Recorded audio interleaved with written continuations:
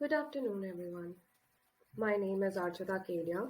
I'm a master's student from University of Mumbai who's currently pursuing my master's in life sciences with specialization in biotechnology. My today's topic for today's class is human circulatory system. So let's begin with it. Human circulatory system or circulatory system, also called as cardiovascular system or the vascular system, is an organ system that permits blood to circulate and transport nutrients such as your amino acids,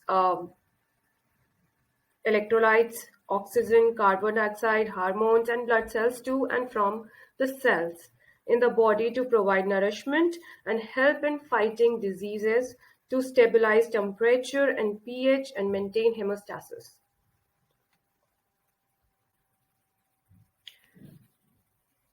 Like I said, the circular system of humans are closed, meaning that blood never leaves the network of blood vessels.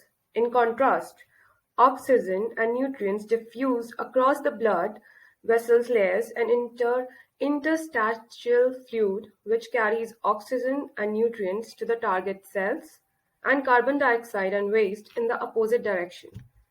The other component of the circulatory system is the lymphatic system, which is open. The essential component of the human cardiovascular system are the heart, blood, and blood vessels. It includes the pulmonary circulation, a loop through the lungs where the blood is oxygenated, and the systemic circulation, a loop through the rest of the body to provide oxygenated blood. The systematic circulation can also be seen to function in two parts, a macrocirculation and microcirculation. Blood consists of plasma, red blood cells, white blood cells, and platelets, about which we will see in the upcoming slides. Oxygenated blood enters the systematic circulation when leaving the left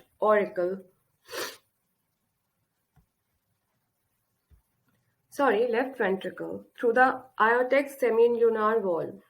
The first part of the systemic circulation is the aorta, a massive and thick-walled artery.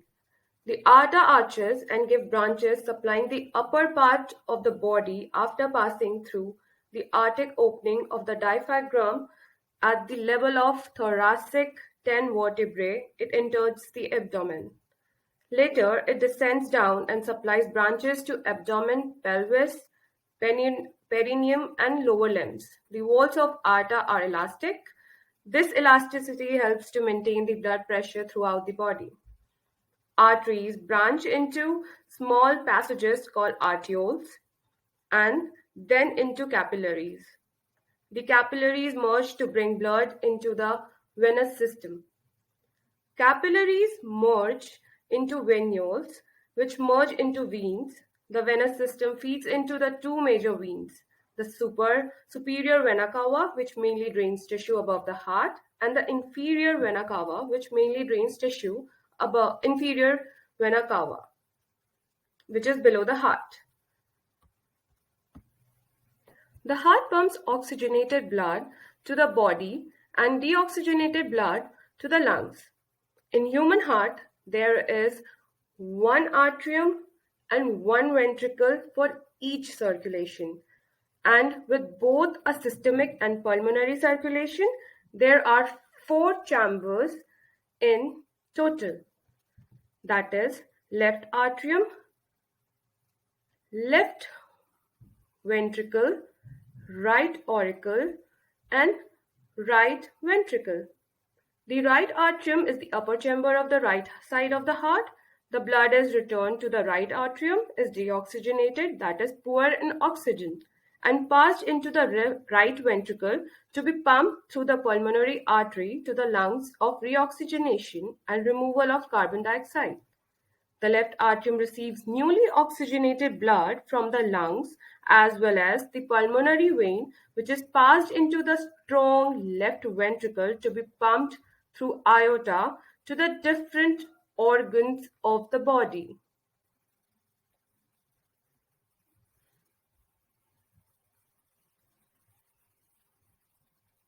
To know about circulatory system, first we should know why it is important, which function it emphasizes so much that it makes us to study about it.